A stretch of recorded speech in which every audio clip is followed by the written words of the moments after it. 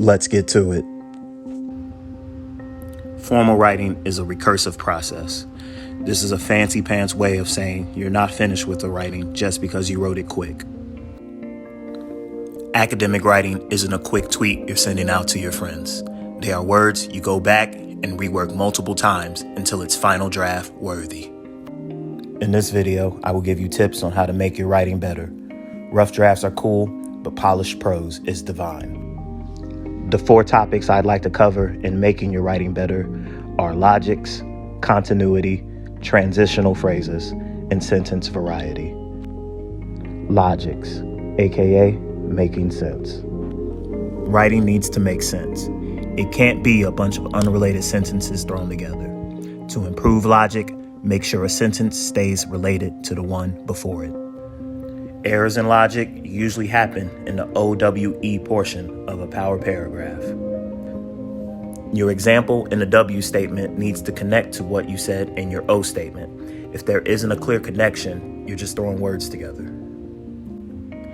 If you're having difficulty making an argument, try to make one based on either evidence, emotions, or what the experts have to say. If you're talking about your opinion and trying to make a point about it, then you are the expert.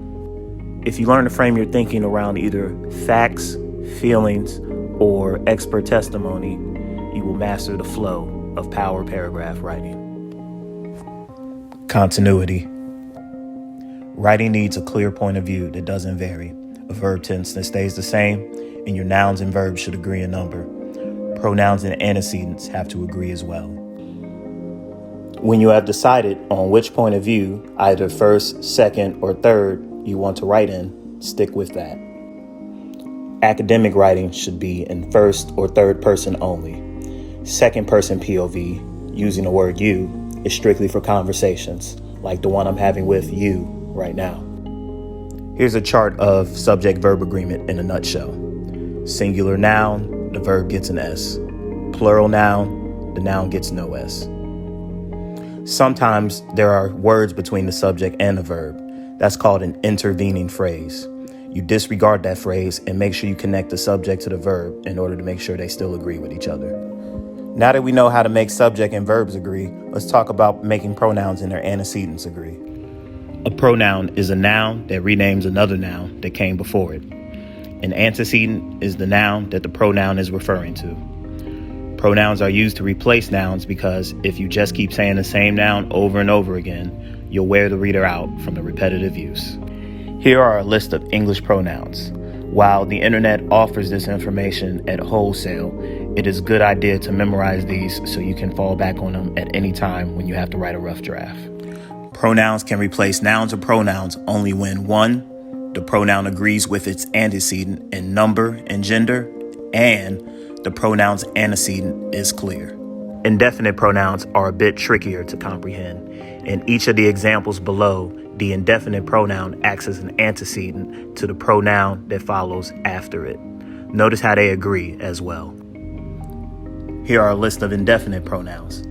The ones that are always singular, the ones that are always plural, and the ones that are singular or plural depending on how they're used in the sentence. Transitional phrases. Transitional phrases allow ideas to move smoothly from one to the next. Here are a list of transitional words in English. There are many more than this, but let's just keep it light for now. Once you have mastered the art of copying and pasting, you'll be able to copy a transitional phrase, paste it within your academic paragraph to make your ideas go smooth. Sentence variety. Too many simple sentences in a paragraph makes your writing sound boring. You can spice a paragraph up by including a compound sentence. This can be done by simply combining 2 independent clauses. This example shows you how to make a compound sentence. Notice that the red coordinating conjunctions are in between the independent clauses and there's a comma before it. Try to make these changes as you write your rough draft.